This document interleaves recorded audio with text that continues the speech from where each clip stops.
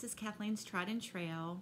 I'm here to talk to you today about a little bit of stitching, a little bit of cross stitching, and a whole lot of other kinds of stitching, and maybe with just a little bit of a quick life update. So it's been a minute.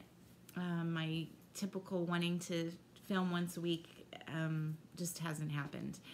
My father-in-law is on the mend. He is getting better. I see a light at the end of the tunnel with that. We were able to visit a spine doctor this week who really is seeing some improvement and some healing going on. And he's starting to feel stronger. And so hopefully, you know, down the road, a few weeks, maybe a couple months, things will be back to normal. For now, he still does need... he's not able to drive, and so he needs, you know, a driver to take him to all of his appointments and to do the grocery shopping. And he's really not able to walk a whole lot yet, but that's improving, and he has a walker now, and he's getting better. So over the influenza and over the pneumonia and upper respiratory infection and all of that stuff, so now it's just the back issues, and it's good, you know, good news all around. So that's what's going on there.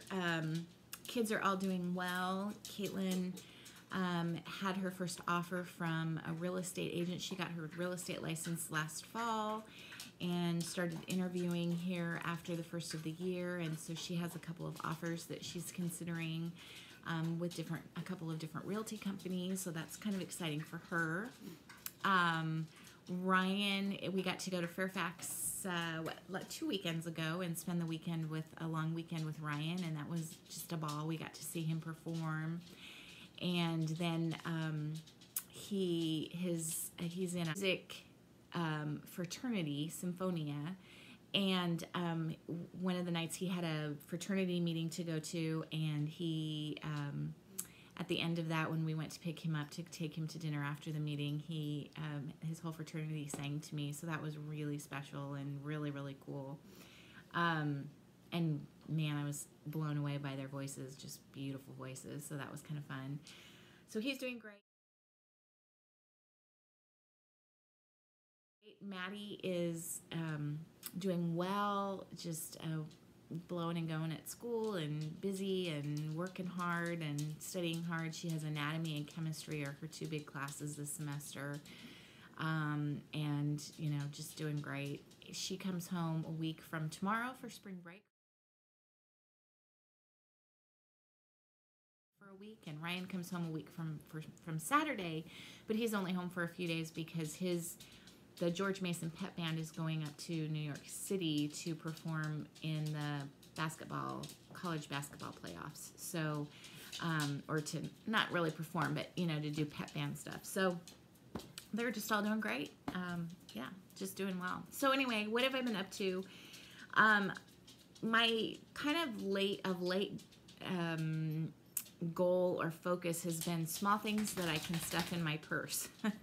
Whatever I can take to stitch on in my purse, because there have been a lot of, you know, sitting in doctor's offices and waiting for appointments and that sort of thing.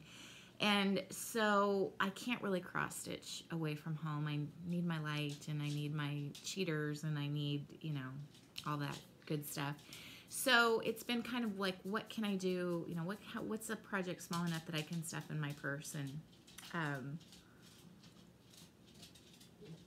kind of work on it. So the first thing I don't know if I mentioned that my daughter Caitlin and my friend Gail, our church has a big craft sale. I think I talked about this. Our church has a big craft sale in the fall, Thanksgiving weekend. And it's huge. It's probably one of the best craft sales I've ever been to. I mean, really, really amazing artists sell their wares at this particular sale. But, you know, then there's also like a Pampered Chef booth and a Mary Kay booth and, you know, all of that fun stuff. And then, you know, just people like me and Caitlin and Gail, and Gail's daughter is going to contribute some things. And so my latest thing is I've been working on dishcloths, and that's a great thing to shove in my purse and work on just about anywhere. But I found this pattern on the hobby website, and if y'all haven't seen it and you're interested in crafts other than cross stitch, particularly knitting and crocheting, it's hobby, HOBBII.com. And it's a great kind of resource for free patterns and patterns that you would buy, but also for inexpensive yarn, better quality yarn that's not super expensive or that's on sale. And there's kind of a daily email that comes out with patterns, free patterns, and then different yarn sales. And so this pattern was on there, and it's for a felted pot holder. And I actually ordered the yarn, which I believe came from someplace in Europe. It took a couple weeks to get here. It was very inexpensive. Shipping was very reasonable. And it's yarn specifically for felted wool projects. And so I crocheted up these felted wool pot holders. And they're kind of these nubby little, very textured little pot holders. Each one takes me probably about 40 minutes to crochet up. You use a whole skein of yarn, but the yarn I bought the yarn for $2.60 a skein on sale. So, you know, I figured I could sell this for $4 or $5, or maybe sell like a set. So I ordered a bunch more yarn, and I also have some wool that I can use, and I thought I might sell them in sets of 2. So that was just one little thing that I was working on. These are still kind of damp. I felted them in the washing machine, and then I'm just trying to let them air dry, and they're kind of fun little things. And you know, that's something that if they don't sell at the craft show, no problem, I can use them and I can give them away, and they'll be nice gifts, and that'll work out just fine. I also this was not from a pattern, this was from something I saw somewhere, and I don't remember where, and I got the idea. It wasn't originally my idea, but I got the idea to put together some little hearts on. I had this fun fabric that I coffee tea dyed. I think I showed it to you last time. I coffee tea dyed it several times to get it really modelly and old looking. And then just on cardboard, I just put it on cardboard and added some buttons and sewed up these quick little hearts. I did several of these and gave them away as Valentine's. Yeah, just funky little fun hearts from scraps of fabric that I had, and these are hanging on my little tree here, my little Valentine tree. So those were kind of fun. So I was working on those. Just kind of one morning I worked on those. I've been doing a lot of wool applique and working on finishing this piece up. This is just a little table runner. It has kind of these little penny flowers. You can see I'm not done stitching all the flowers down. Let me find a section where the flowers are all stitched. I think over here on this side.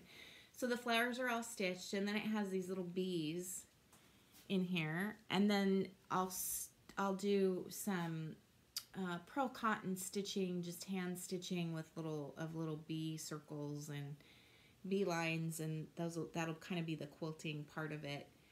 But that's just kind of a fun, it's not showing up, there we go, that's better on colors. It's kind of on a brown-black background with pastel-y colors. I started this last year. The pattern came from Primitive Quilts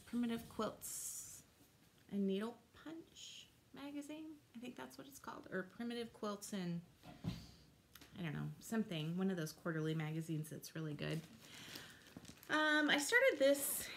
I think I started this last year. I was trying to remember our Needlepoint store. We have a really awesome Needlepoint store here called Village Needleworks. Fabulous store here in Omaha. Last year had a Charlie Harper trunk show. So they had a trunk show of tons of Charlie Harper's patterns. Charlie Harper is the Ohio artist. No longer alive, but his artwork, as I understand it from Nicole and from Pam and Steph, his artwork hangs up even in the city and county buildings, I think, in Ohio and Cincinnati. And I think this is one of his, because I think I got this the same time I got something else that he had done that I'm actually making for someone. It's almost done. It's all stitched. It's kind of hard to tell, but it's all stitched except for just a little bit of the bottom background and right up here. But I wanted to finish that for spring because I love that. And this is a great project to throw in my purse and work on in a doctor's office or whatever. Don't need my cheaters to do it.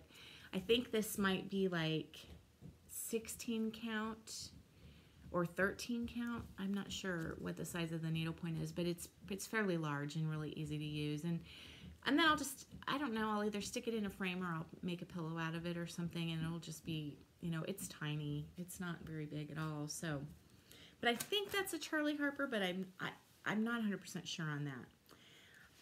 The last non-cross stitchy thing that I'm working on, I'm at 10 minutes. I probably am going to have to turn this into 2 videos.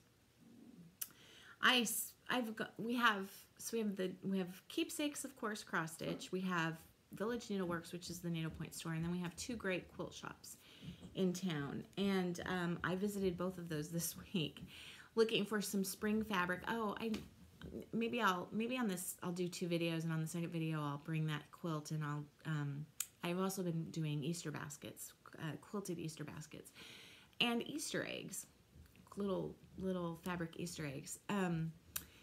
But I visited both of the quilt shops to find some kind of spring fabric for a couple of quilts that I want to make, and and the Easter baskets. And at Country Sampler Quilt Shop, they have a lot of wool applique projects kitted up, quite a few, and most of them are Christmas, but they did have this one, which I thought was just perfect for Easter. And so it's all ready to go. It just needs to be stitched down. So this did not come cut, but each little individual little piece of wool came along with the pattern, and then I just traced the pattern on freezer paper and cut out the shapes.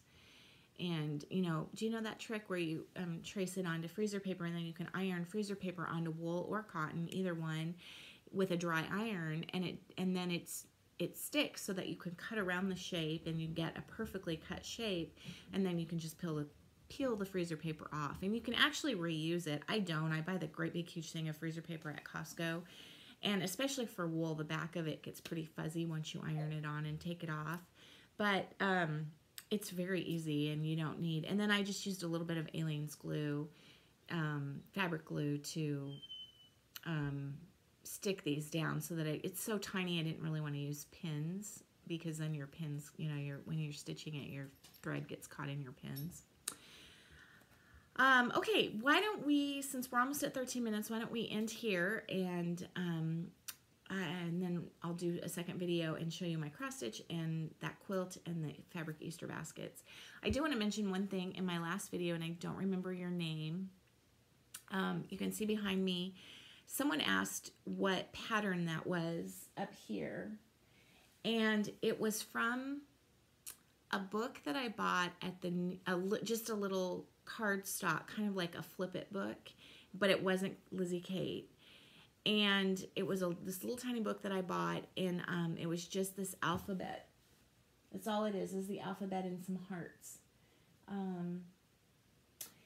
And I went and looked for it, and I can't find it. I may have passed it on to someone else, and I don't remember who the designer was, but it was just like not a freebie, but like a $3.50 chart. It was kind of hard to follow. I did it exactly like the chart, but the chart was like, the book was folded into thirds, and then, the chart was all the way across when you opened it up. So, but I'm sorry, I don't remember who the designer was, and I couldn't find it to pass it on to somebody else. I'm sure I've already passed it on. I also knitted a whole bunch of hearts one Sunday morning. We have so much snow here. So much snow that it's keeping our temperatures down. We don't get up above freezing for the next 10 days. I think Saturday our high is 1 degree and our low is like 11 below, and that's not even the feel-like temperature. But we have so much snow here, and one Sunday morning church was canceled, and I just knitted a whole bunch of little wool hearts, knitted hearts. So anyway, I'll go on to video 2, and then we can talk about some other things.